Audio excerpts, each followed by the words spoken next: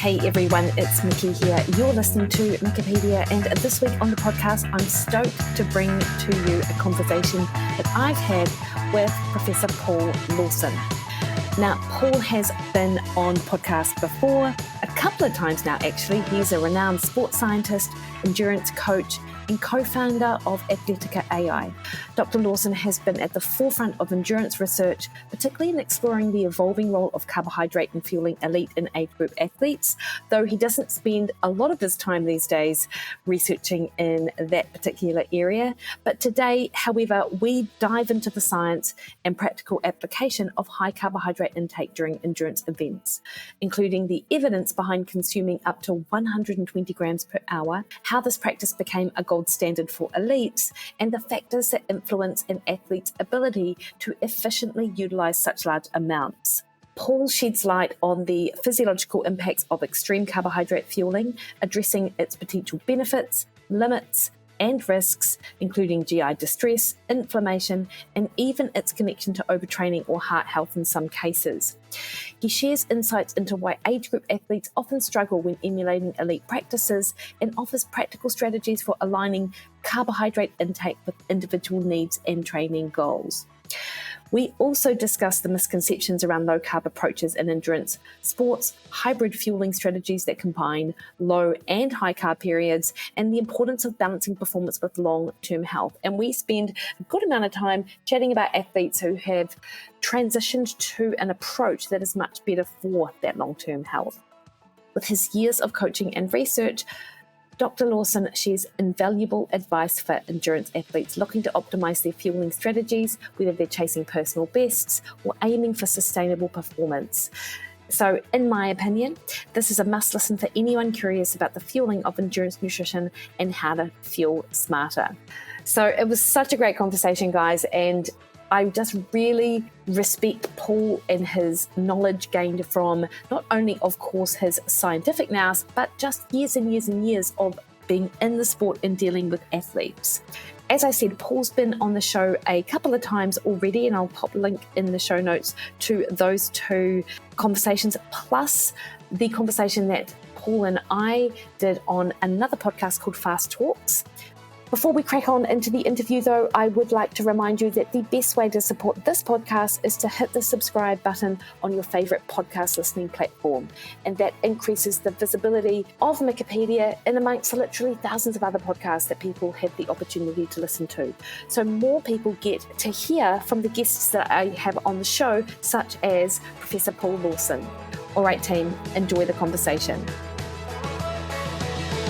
I mean, it is and it isn't, if I'm honest, because I talk so much about training these days, and like nutrition is just a little bit of a pet project. So, and just like a passion area, like, but you know, I'm more about Athletica and hit science these days. But I always love kind of getting back to it. So I enjoy these chats. I'm pleased, Paul, because I think it's been maybe 3 years since you've been on the podcast. I think it was late 21, actually, that we Oh my God, it feels connected. like it was yesterday. Oh, that's because I was on your podcast. That's right. That's right.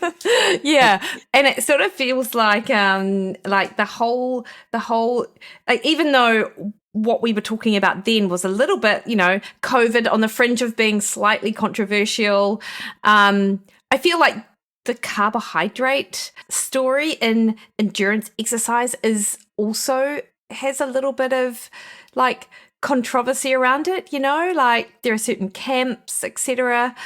So it'll be good to dive into all of that. Okay, Paul, so I'm going to kick it off with my first actual question, which I sent you, just about what the evidence is behind the recommendation for consuming those super high carbohydrate intakes that some athletes are consuming. And I'll preface it by saying, if it was just something that the elites were doing, I don't even think I'd particularly care that much about, to be honest. Like, they're like this whole almost different caliber of athlete, genetically different, all the rest of it, because you almost have to be so good at what you do. But you've also got all the age group athletes sort of emulating what the elites are doing. So this is why I wanted to have this conversation. Yeah, well, I mean, I don't exactly know when it started, when we moved from 90 to 120, but there was one study I think that gets talked a lot, and that's Tim Podlegar's study and from Gareth Wallace's laboratory, and basically they were showing that cyclists could consume this 120 grams per hour. They could consume it, but I bet they were only anyways, they were only burning 90 of it, of that 120. So I don't know how we kind of got all excited about it, but the fact that they were taking in what this 120 was deemed as important and part of the reason for why they're seeing these enhanced performance levels. So I think it's just, honestly, I think it's a bit of a stretch to take the enhanced performance levels and give the credit for the ingestion, but that's where it's gone. And there's been another number of studies that have done that, tracer studies as well, where there's only 70% of that carbohydrate that's ingested at these very high rates is actually being burnt. Despite the fact that it's being taken in. And then there's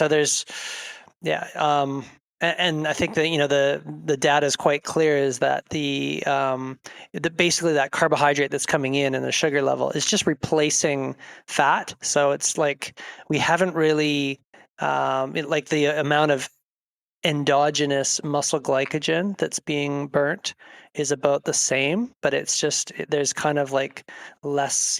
I think the data is kind of supporting that there's less fat burned, more sugar that's being burnt in that situation.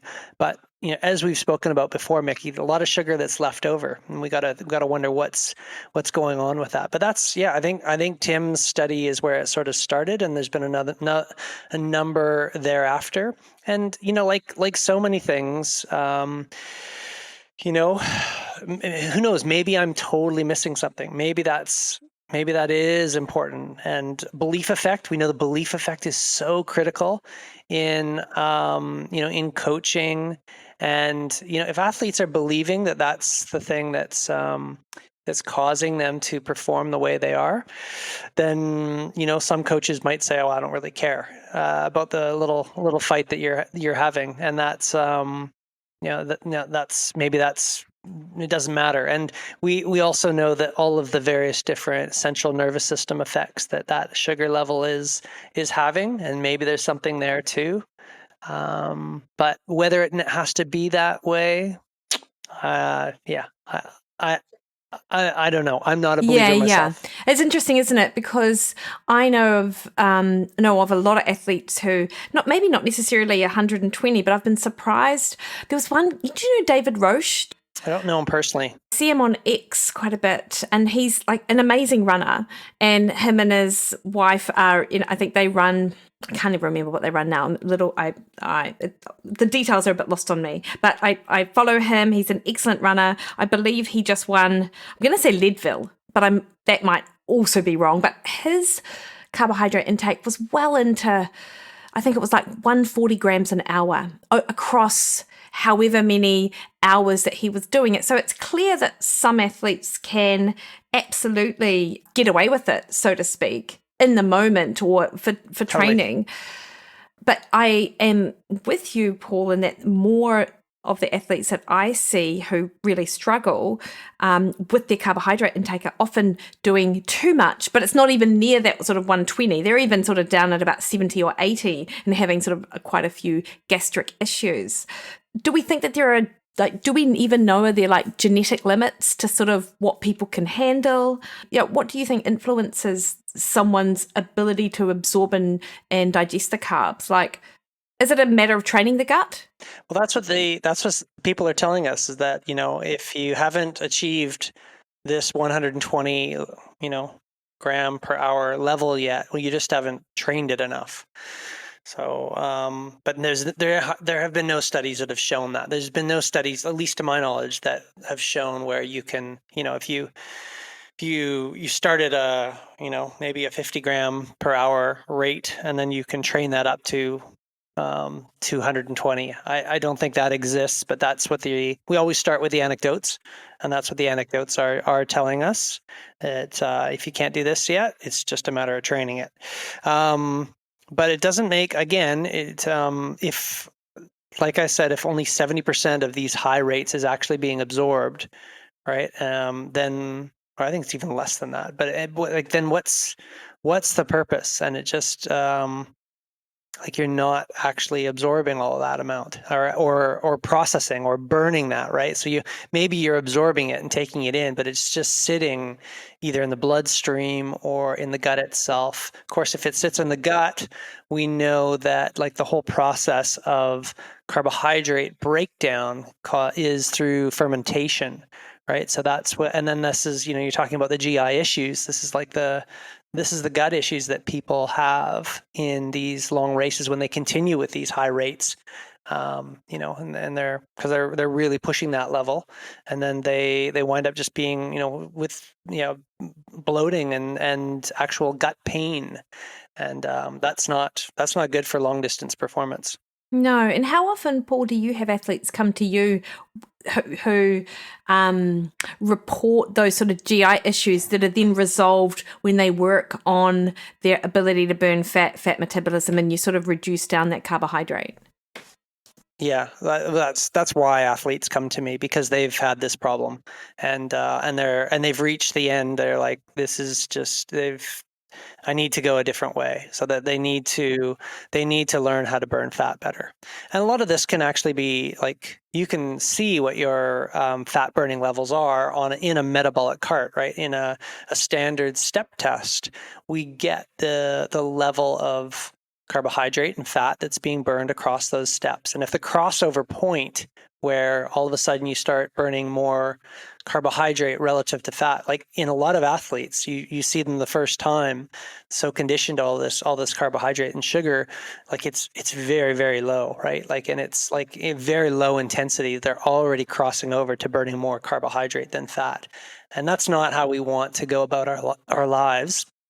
We want to be good fat burners and be able to work at high rates with high fat burning, because that's the foundation, right? That's why you do base training in the first place, is to try to build up that level of fat burning ability. But if you're continually sabotaging that with high sugar, high carbohydrate all the time, well, insulin's always high, and then insulin's going to be blocking your fat burning. Because it's just always you're always in a storage, anabolic building phase, and you need to go through the adaptation phase to become a better fat burner. Of course, it's not that hard, but it sometimes requires some coaching. Yeah.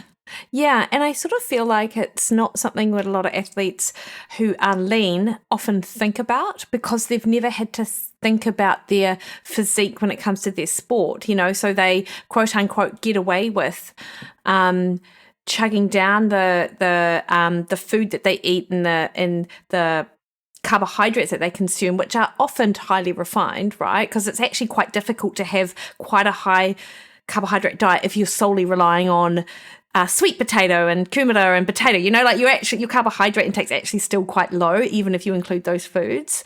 But eventually I feel things will catch up with you. And it might not be this year, it might not be next year, but in 5 or 10 years, there are some, I think there are pretty detrimental sort of health consequences of sort of getting away with it now.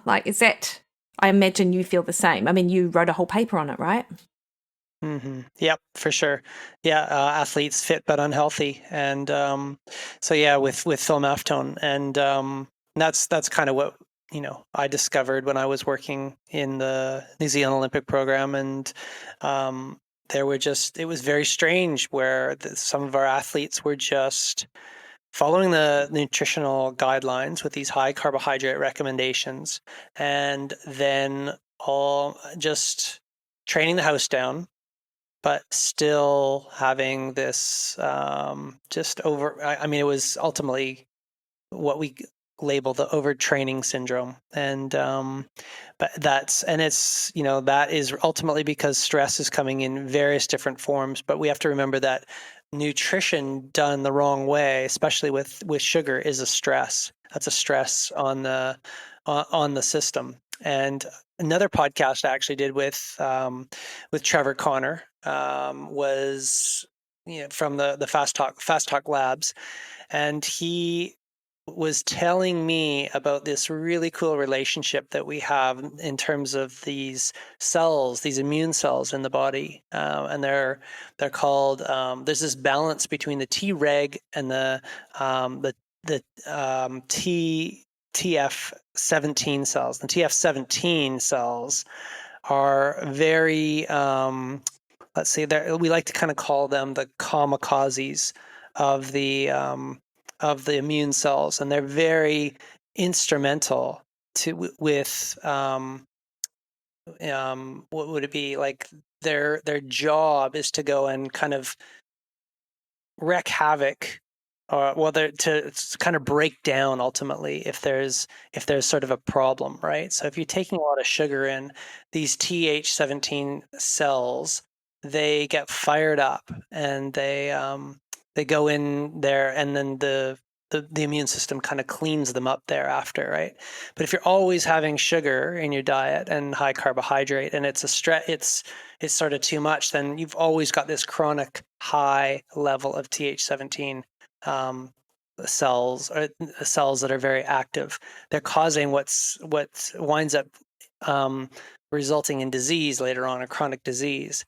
And because you're always in this inflammatory state across, like systemically across like many cells, and so it's kind of hard to say, like, what, we wind up getting things like cancer and cardiovascular disease and dementia and all these things, and we don't really, there is kind of a similar cause at the end of the day, and it's the chronic high sugar, and it might be manifesting these TH17 kamikaze cells in wherever in the body to cause the manifestation of this.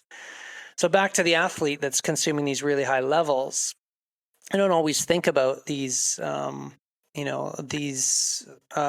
problems down the road, but if you constantly have this high sugar, potentially a high carbohydrate diet, it's going to be a contributor to problems acutely in the overtraining syndrome, and then also down the road in the chronic disease sort of category. And you can even think back, and it's like, do I know any athletes that were athletes through their life? And now I kind of look at them and they're like, they don't look like they're athletic anymore. And that's, if you really look, they're all over the place. I'm not like naming names, but this is the problem. It does not take, as soon as you pull back on that training, and you have a look at the issues that are kind of manifesting in these individuals, and you don't want to be that. So what can you do? Eat whole foods. Yeah. Maximize your fat burning. Yeah. and avoid that problem. Yeah, it's super interesting. I wonder whether, so as you were describing the kamikaze cells and the impact on the immune system, because of course the other thing that's increased over time is the prevalence of autoimmune conditions, right? So this immune system that doesn't shut off, which is, and there is not a great explanation for why these have just been increasing in general. But I think diet probably plays, and environmental exposure to other things would likely play a role. I was thinking, Paul, as you were talking as well, of the studies that have been done in sumo wrestlers. And so when you've got the athlete, like the sumo wrestler athlete who carries a lot of excess body weight, that's part of the sport, right? Yet actually, metabolically speaking, they're very healthy whilst they're in the sport. And then it's when they're not, and you were talking about people who used to be athletes or used to do sort of athletic stuff who now they don't look like athletes. Like, that's a prime example. Like, once they stop their sport, they almost immediately, if they continue to eat the way that they did when they were in their sport, they suddenly have a whole lot more of those metabolic conditions and have hallmarks of those disease processes that an otherwise sedentary person would have. So it's sort of not dissimilar. Like in some ways, of course, the training that a triathlete does or an endurance runner does, I mean, it's stress on the body as well. But there'll be something in there that's, for some people, will be protecting them until such time that they're not an athlete, and then things just get worse. That's right. Yep. Yeah. So, I mean, I've read my notes a little bit more. So, yeah, the Treg cells are the peacekeepers. And that's what you kind of want present all the time. That's when there's relatively low stress. It's the Th17 or the kamikazes, and they're like their job is to help defend against pathogens ultimately, and they're there to promote inflammation so that they cause like a cleanup. And so if you always have the kamikazes down there, identifying various different things as pathogens when they're not, like you don't, it doesn't, well, I mean, I guess it is, right? Like, so sugar is almost kind of earmarked as a bit of a pathogen in the body. Yeah. Which is, so it causes that problem. So, and then back to your sumo wrestlers, like, I don't think they're known for their longevity, are they? No, I don't think so. So yeah, I mean, we're kind of shifting over to the health standpoint, but that's probably where I've certainly gone personally as I've started to learn a little bit more in this area, and I was not the perfect athlete all my life, that's for sure. I've been to the high sugar environment, probably suffered a few consequences as a result of that, and I would recommend you don't follow that road for too long. Yeah. And I mean, that's where I'm obviously I care about performance, but more importantly, it's that longevity in the sport, right? Like that's also where what I'm super interested in. And it continues to boggle me how we get so divisive, I suppose, in the carbohydrate recommendations or the diet recommendations for athletes as it pertains to health. Like it just still seems, and you might not see it because you're much more in your HIIT science and in the sort of training aspect, but I see it all of the time. The people butt heads over carbohydrate intake for athletes, and it continues to be controversial, I think. How so? Because you'll get the fact that it's dangerous to be low carb. Like, I mean, that's still a thing, because of the stress that you're placing your body under, and then the added stress of training. You're just like putting your body in a metabolic hole if you're not fueling adequately.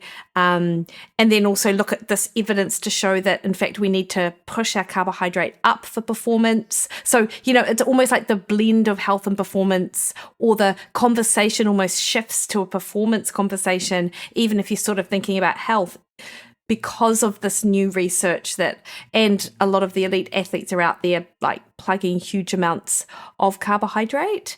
But where's the evidence that the low carbohydrate is a stressful diet? Because low carbohydrate is conflated with low calories. And that's a disconnect. Like if you look at what people are saying about, I disagree. I get a lot of calories from fat, 9 kilocalories per gram, and I have a lot of grams. Yeah, and I think this is the thing, Paul, is that when we hear about the quote unquote sort of dangers of a low carb diet for athletes, if you actually look at the papers where they are referencing a low carbohydrate diet, they are in fact looking at a low calorie environment. And of course, if you're low calorie for too long, that is always going to create this sort of stressful situation. But it's almost like low carbohydrate for an athlete is in the same bucket as low calorie diets for an athlete, and then you move into the reds sort of situation and low energy availability. So they're almost all categorized as one problem. So the solution is obviously more carbohydrate to, boost calories. Like, it's almost always what is sort of put forward. So yeah, and maybe I don't think it's always just in that female space either. Like I think it's also sort of talked about in the male athlete space as well. It's interesting. Mm-hmm. Yeah, look, I guess I just have a difference. I have a difference of opinion in it. My thinking is that, if you're never going to really have a problem with calories. Remember that how many, fat calories are sitting on us, right? 100,000 kJs are just sitting on our person. And to put that into context, if you're in New Zealand, basically you could walk the North and South Islands. If you're in North America, I could walk here from Vancouver to Los Angeles with, that's how many kJs are kind of sitting on board. The problem in the high carb athlete with the low crossover point that I led off with is that you can't access that fat.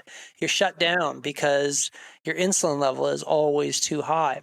As soon as you flip that switch and your insulin level is lowered, you have unlimited access to that whole calorie pool and of energy. So almost in my mind, reds can't even really exist. And I'm not the only one actually that's saying that. So there's a paper by Asker Jukendrup and colleagues as well. I actually put that out. So it's like, it's questionable. Like I'm not really sure where this kind of came in the beginning. But I mean, and Asker is just notorious for being at the very opposite side of me, in terms of, carb versus fat. But we both kind of agree that maybe, I just don't know if this low energy availability necessarily, is a thing or not. Maybe it is, but it's like, it just sort of kind of came out of the blue, and there was like, I'm not sure what the clinical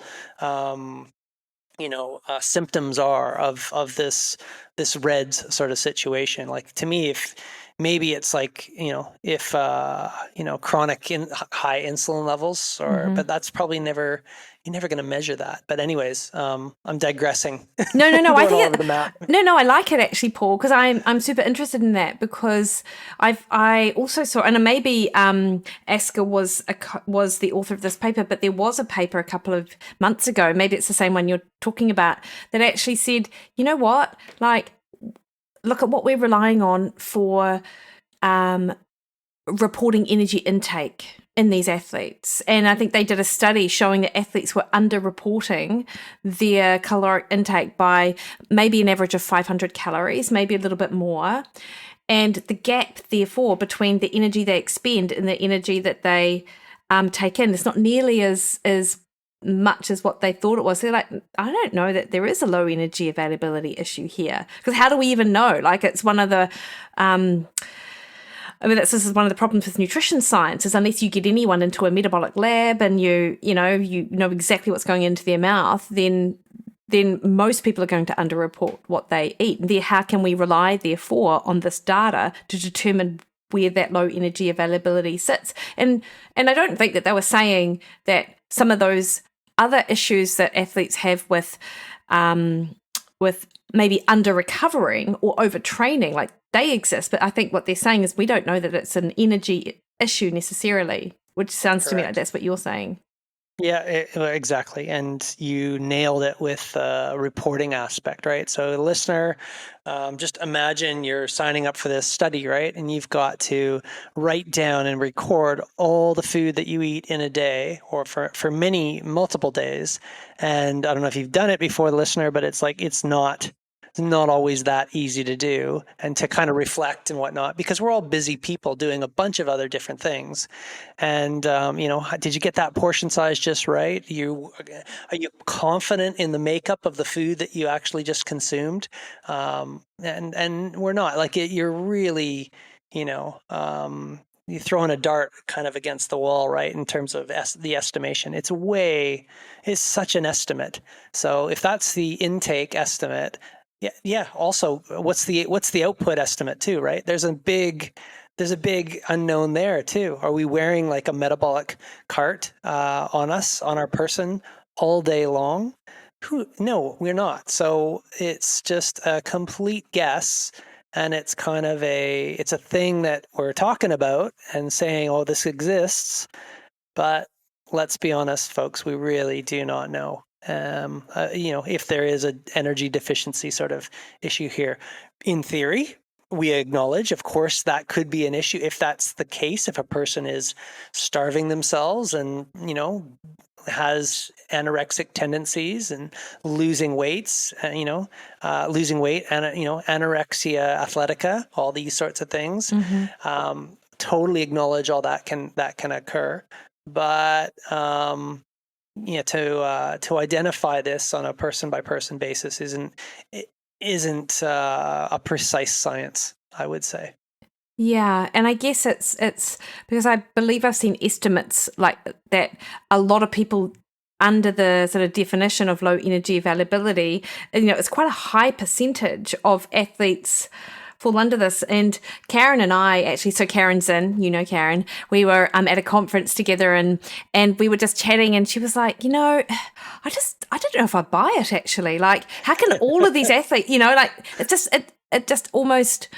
It seems almost too, like it was too much of a leap that suddenly all of these people now, or all of these athletes now fall under that sort of low energy availability group. But Paul, you do raise an interesting point. This is one I always grapple with actually. And since I've got you, on the energy expenditure side of things, because of course athletes are measuring their energy expenditure based on their Garmin data, their power output, and they will come up with a number that is, I just went and burnt 1,500 calories on this ride or on this run or whatever. Like, to what extent do we understand or know how many of those calories the athlete was going to burn anyway because they were just merely existing? And how many of those calories do they need to replace in order to be in quote unquote sort of energy balance? Because I'll get athletes and they're like, I barely ate anything on that ride and I haven't, I would be expecting to lose weight, for example, and I'm not, but I've burnt all of these calories. So what kind of conversations do you have with your athletes around energy expenditure and energy balance? Yeah, to be honest, we don't have those conversations, and it's just not sort of an important thing with respect to. So remember, like, let's imagine we're looking at training peaks and we're looking at the kilojoule output.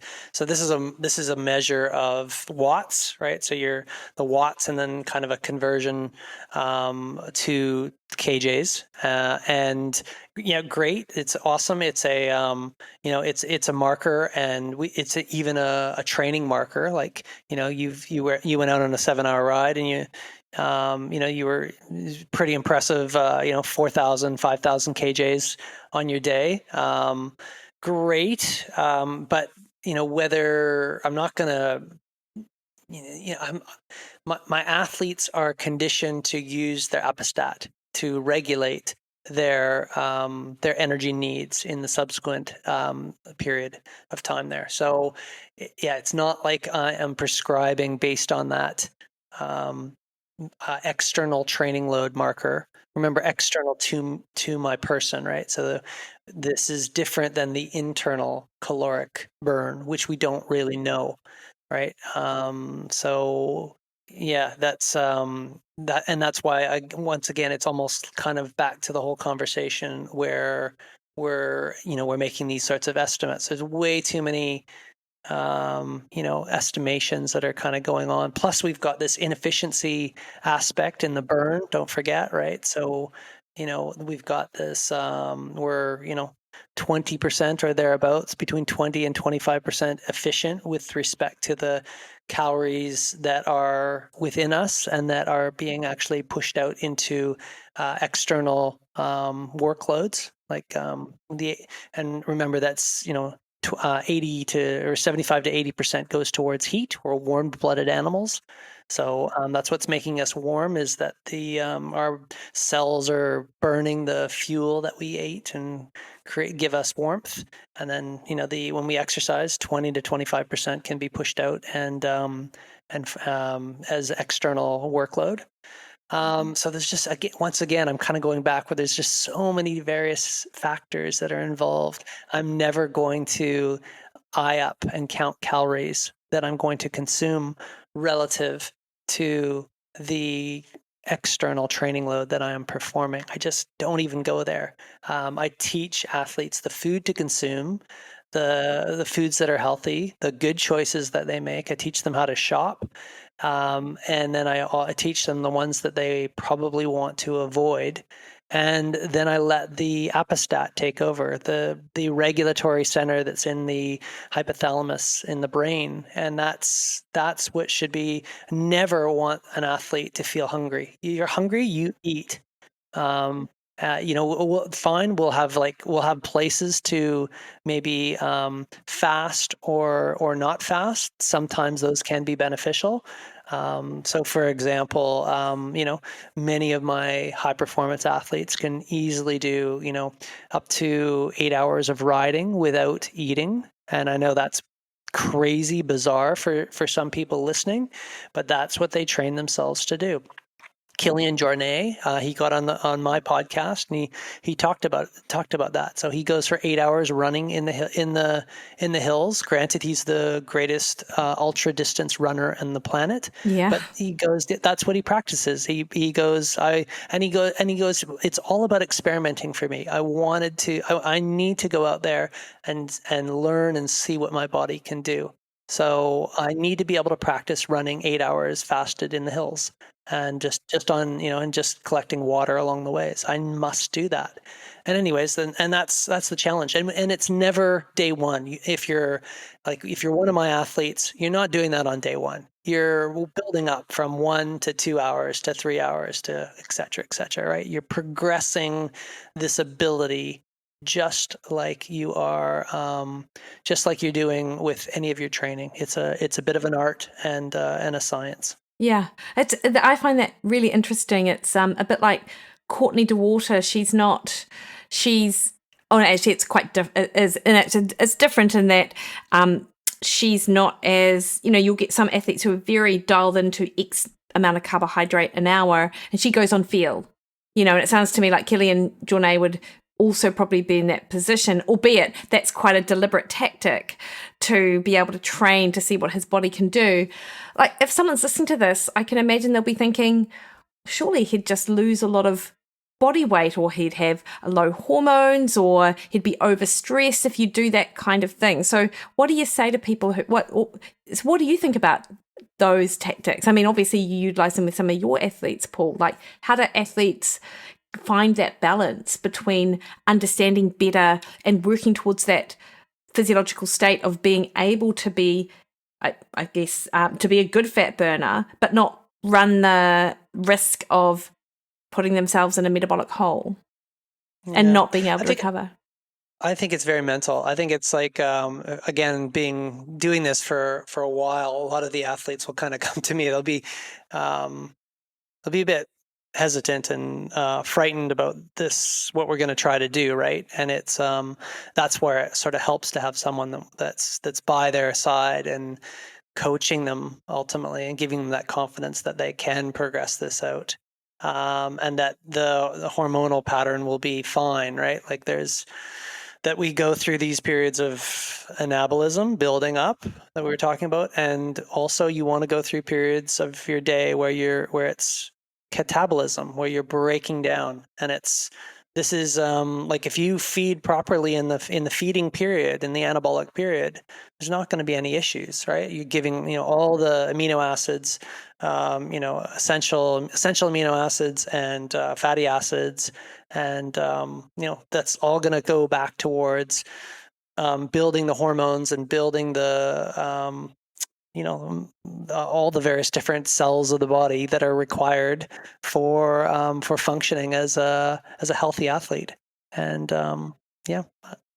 So do you do it with, obviously you just talked about it, you used it with your sort of higher end athletes. Is this a tactic you'd also use with your usual age grouper? Yeah, for sure. So Mariana Rakai is just I think you've met Mariana before, Yes. and she's an everyday athlete. Yeah. But granted, she just performed at Ironman World Champs in Nice, and she just went through the whole process as well. And she kind of couldn't believe it either, that what she could what she could actually do from the nutrition standpoint, because she was, I think so many times we are with that dopamine hit that you get from your sugar and carbohydrates, it's hard to leave that. It's hard to leave that pattern. And so yeah, but I think so with Mariana, we just really started slow, and we slowly shifted the daily food that was being kind of consumed. So she had to maybe eat a little bit less as a mom of three. She had to eat a little bit less of what was, being consumed by her family, and kind of stick to her guns on a bit more of a low carb approach.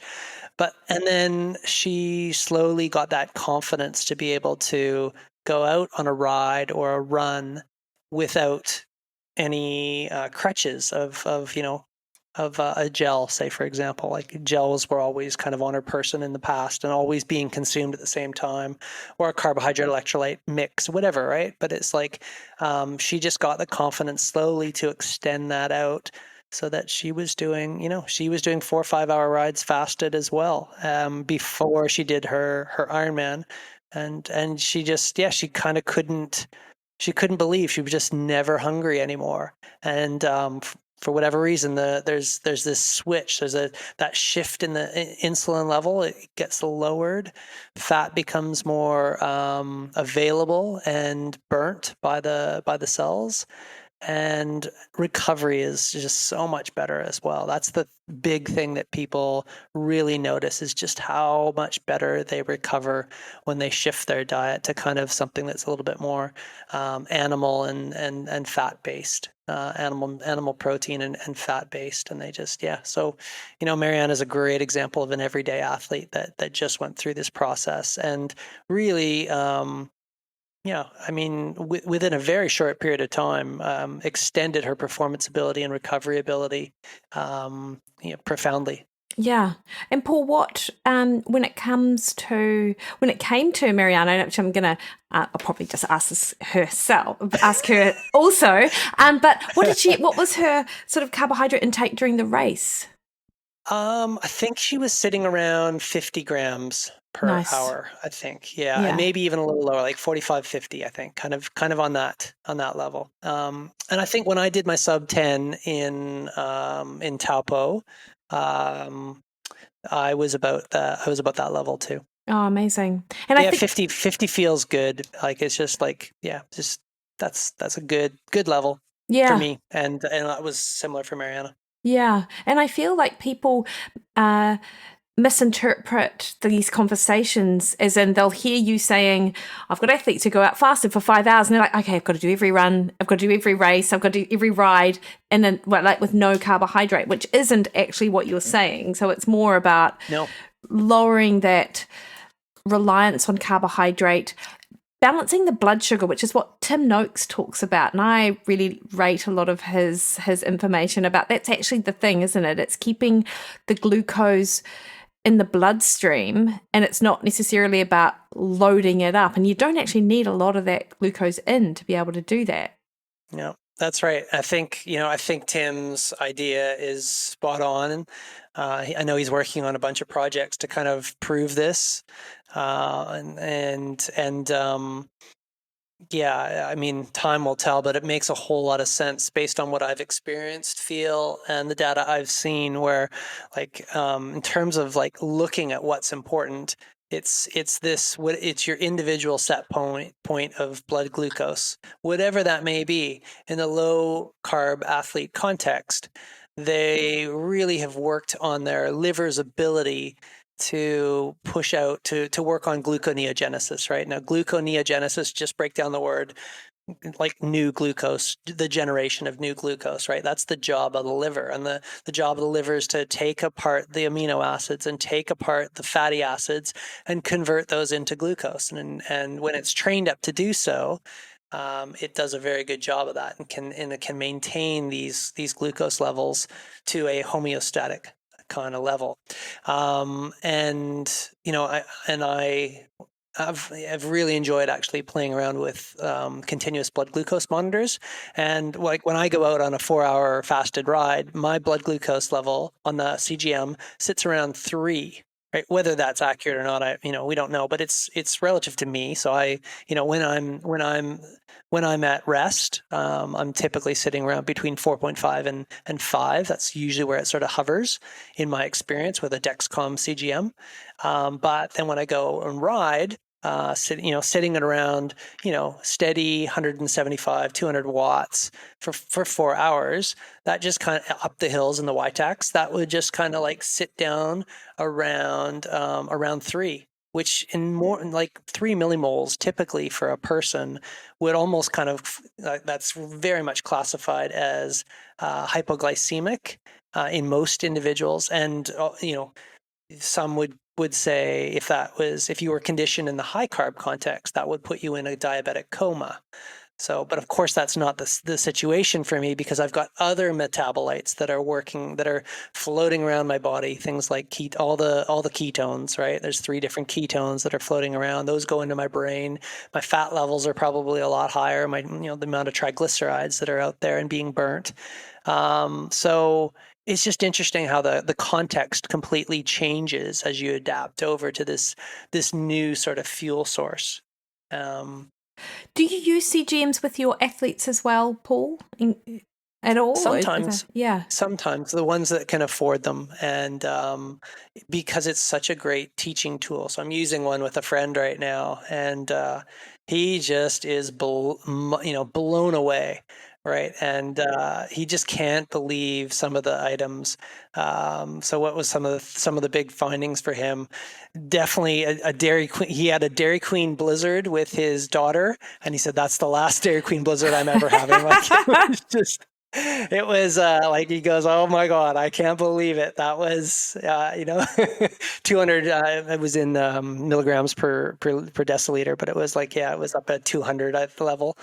And then he also learned, as I did, the influence of stress. So again, I've told the story before, but basically I had a nasty email from accounting one time, and I looked at my phone with my Dexcom, and it was like skyrocketing, and I was just sitting on the couch, but it was just like, I was so mad with this email, I remember. And so that just remember that cortisol is the stress hormone that's released. Cortisol is a glucocorticoid. Listen to the word glucocorticoid. So its job when you're stressed is to raise your blood glucose levels. If your blood glucose levels are always high with stress, well, then what's got to follow? Insulin has to follow. Insulin is a storage hormone that's going to be doing the job of storing all the body on our person. And where does it love to store? It loves to store it in their central adiposity kind of region in the abdomen. So if you are listening to this and maybe you look in the mirror and your abdomen is not to the level that you would like, maybe it used to look relative to when you were young and on the beach, this is something that you might want to look at. Look at your fuel sources, look at your stress levels. So much easier said than done, I know, believe me. But yeah, this is how we work. Yep. Your friend needs a Ninja Creamy, by the way, just as a side note, so he can make his own protein ice cream, no sugar. Amazing. I'll send you a link, Paul, after our podcast, and you can forward it to your mate. I will. I really like CGMs for the information that they give people, because some people do need that data, so they actually appreciate more what they're feeling isn't just, it's just, this is my issue, I just need to deal with something, like almost people, particularly with stress, some people don't recognize that they're stressed, so you'd almost never ask them if they're stressed, because you just know that they're just going to say no. But if they actually have evidence of that, it's really going to help that behavior change. But again, like carbohydrate controversies in sports nutrition, there is continuous glucose monitor controversies just in health. Like I see dietitians, this is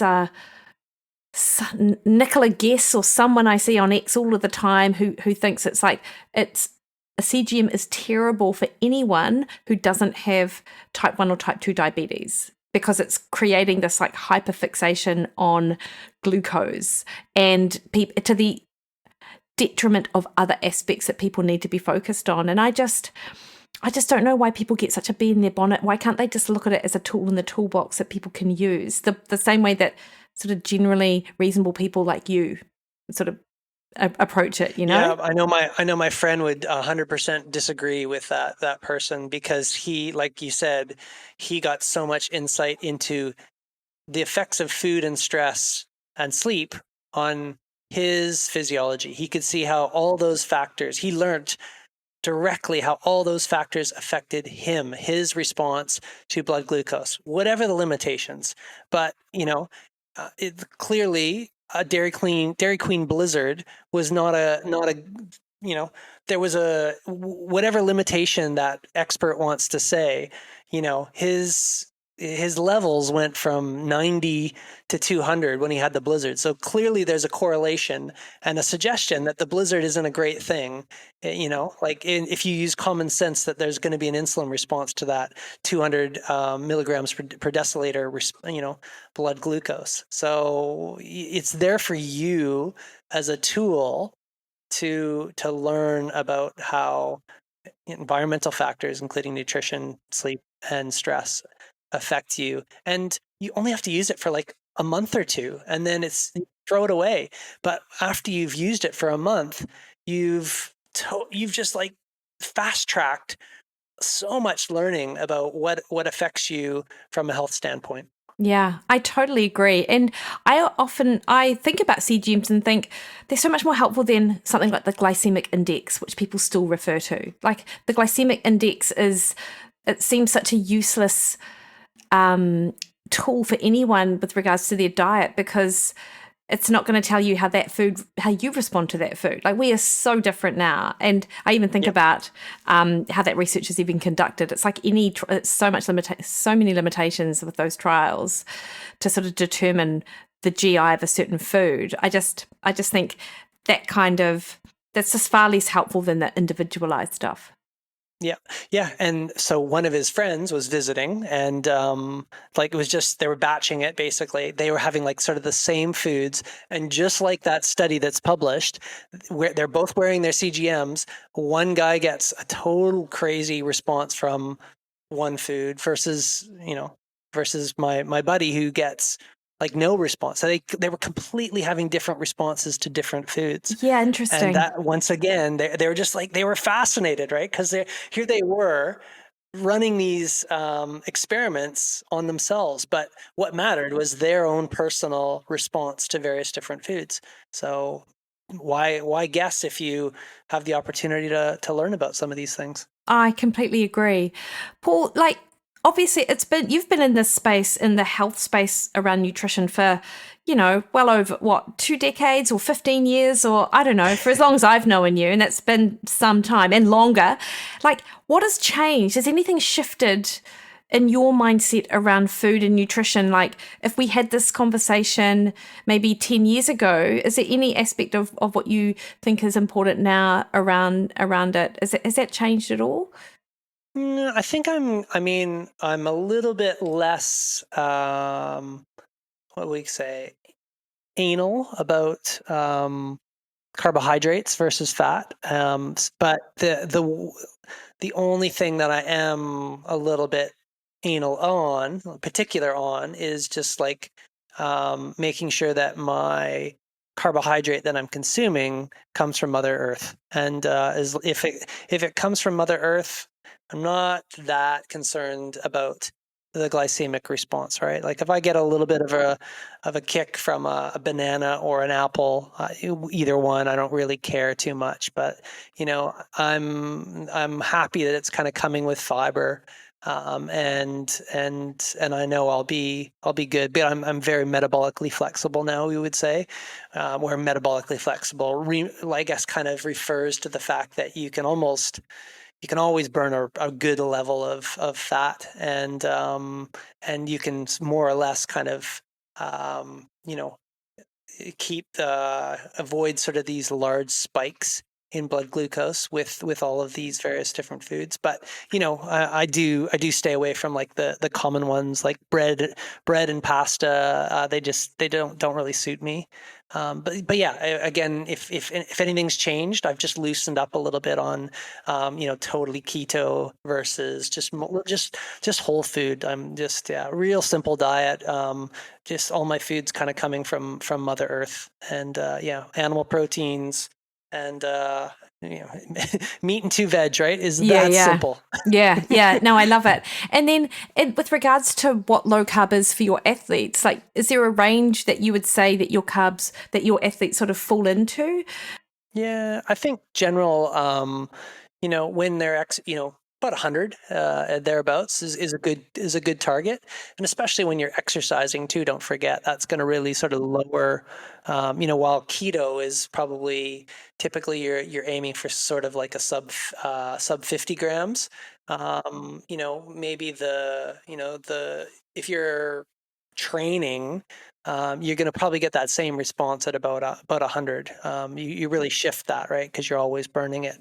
And like I think when there's often like you want to go through an adaptation period, so you're a little more strict in the beginning, but then you're slowly reintroducing foods thereafter once you're kind of confident that you've got all these sorts of things, and that's generally the process that we go through. And yeah, like once you've gone through the process, it's smooth sailing, easy going. Yeah. Yeah, no, I completely agree. And I guess my last question, Paul, around this is, are there athletes that you've had? And I know that you've actually written a paper about one particular elite athlete who didn't really respond as well to a super low carb diet, but in your experience with with all of the athletes you've worked with, like, how common is it that someone might really struggle despite their best efforts to sort of adopt Yeah. it?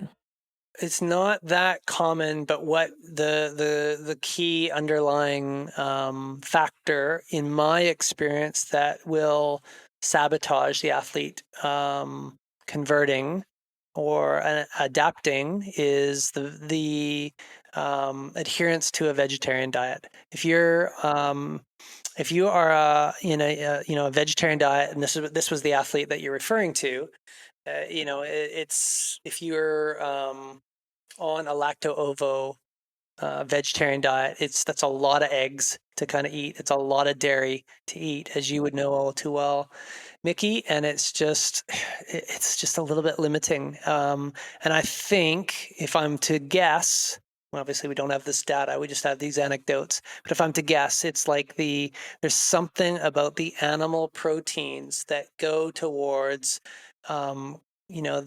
micronutrients, the micronutrient kind of content that goes towards building probably the mitochondria and probably other factors within the cells that I'm unaware of, but certainly the cytochromes and the mitochondria are probably some of the big players there that are so key. But yeah, that's my experience. Yeah, and I will say it makes a real difference, even meal to meal, if you're having meat, even versus eggs. Actually, like, there's just a satiety factor of the same number of calories if you're having the animal protein versus a non-animal protein. So I mean, no, look, eggs are obviously in the same category, but they're just a little bit less satisfying. I never think about eggs as actually being like a dinner meal. I'd always put eggs as sort of like a lunch meal if I'm having them anyway. Same. Yeah, just not satisfying enough.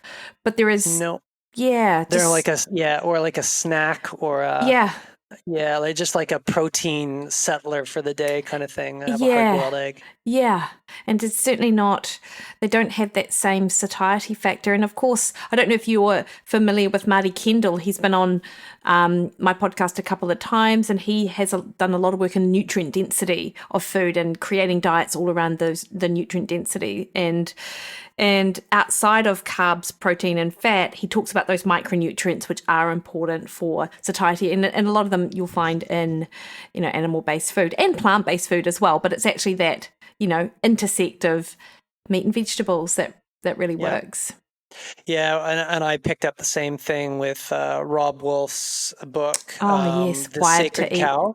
Oh And yeah, they've got in The Sacred Cow, they've got all basically they keep going through and they look at every one of the micronutrients that's critical, and they just basically do a hierarchy of the food source, and they're looking at like what you're getting relative, like per gram kind of thing of this, and it's like it just goes consistently.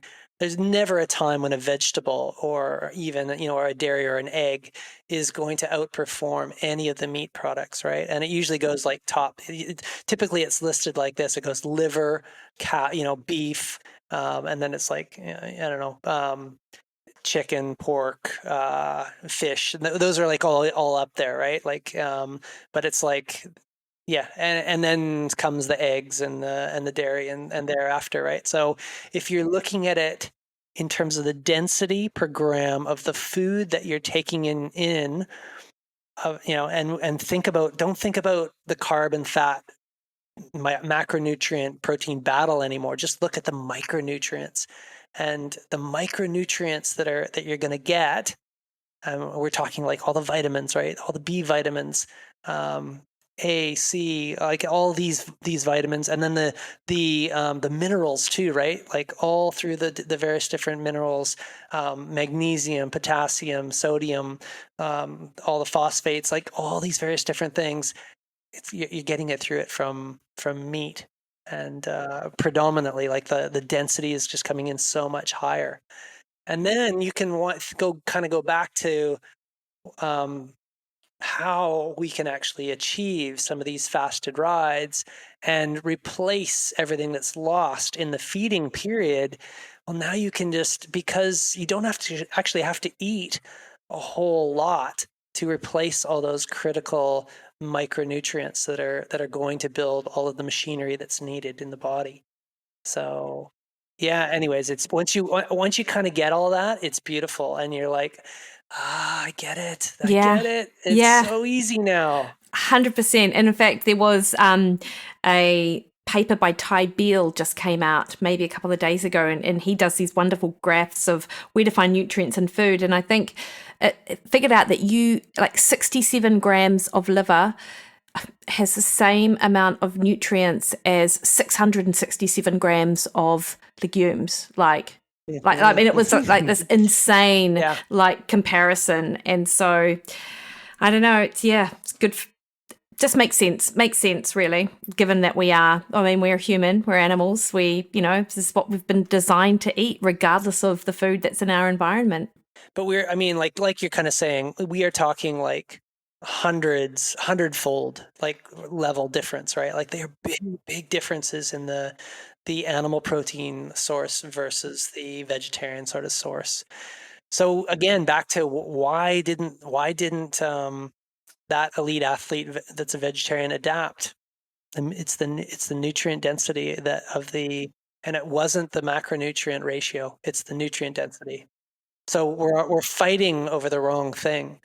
Like honestly, we should be fighting over micronutrient density. Yeah, actually, and that's what the focus should be. Like, we shouldn't be aiming necessarily. Like, you're right. Actually, of course, there will always be conversations around the macros, but it's actually the best way that an athlete can really think about their diet quality is if they think about diet quality, naturally their carbohydrate intake will change and reduce. Naturally, they will go more towards putting themselves in a position to be more metabolically flexible, to be able to rely less on carbohydrate as they train and race, and not worry about the GI distress or the cost of having to, put in 120 grams of carb every hour. Yeah, well, exactly right. Like that, and that's the big one. When athletes go through this process and they achieve this, they're like, oh my God, I can finally run free again without my gut sabotaging me, right? Like, and it's just to be able to run. That's how they always describe it: to run free. Like to not feel like your gut is going to explode down there. And when you can, like run free, it's sort of a beautiful thing, right? And you just like you're all of a sudden born to run again. Yeah, 100%. Yeah, I love it, Paul. Hey, so very quickly, what's new at Athletica, just before I let you go? Oh man, what's not new? Athletica? The big thing that we are doing a lot on right now is the AI coach. So the AI coach, and these are big releases that are actually coming out soon, where we've really focused on, so those of you listening, you'll be aware of ChatGPT. So we're kind of using, not ChatGPT, but we're using large language models a lot to do analyses for you. So we're actually like, we're analyzing all of your, all your graphs and whatnot that you get. If you've ever kind of wondered what a graph means, you get all of that sort of thing, right? Whether it's your power profile, whether it's your heart rate variability. So if you're familiar with heart rate variability and its use in training, that's all integrated. And used to take like a specialized sports scientist to go and analyze all that data and make sense of it for you. Well, that's just all kind of done if you've got a Garmin device and you sleep with it. So that's all kind of done. And then the other thing that we're doing is almost like a daily message in terms of something to look forward to, like whether it's a little bit of a tip that we're going to give you about your training, or where you're sort of sitting in your training, in your periodization, and how your week is kind of tracking. Those are all, things are changing daily on that. So that's probably the biggest one. And then secondly, we're really doing a full revamp of the coach platform as well. So we're sort of taking it down and then rebuilding it up, because we want to really, we're not excluding coaches. On the contrary, we want to have the world's greatest coaching platform as well. So those two initiatives. Oh, that's big stuff, Paul.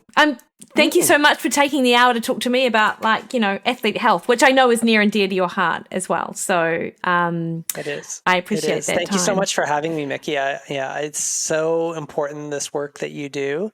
So it's please keep up the really important work. And thanks also for coming on our podcast recently as well. Yeah. And we had a great conversation, and we look forward to having you back as well shortly. Oh, amazing. And I'll put links to that obviously in the show notes and where people can find you as well, Paul. Thanks so much. Thanks, Mikki.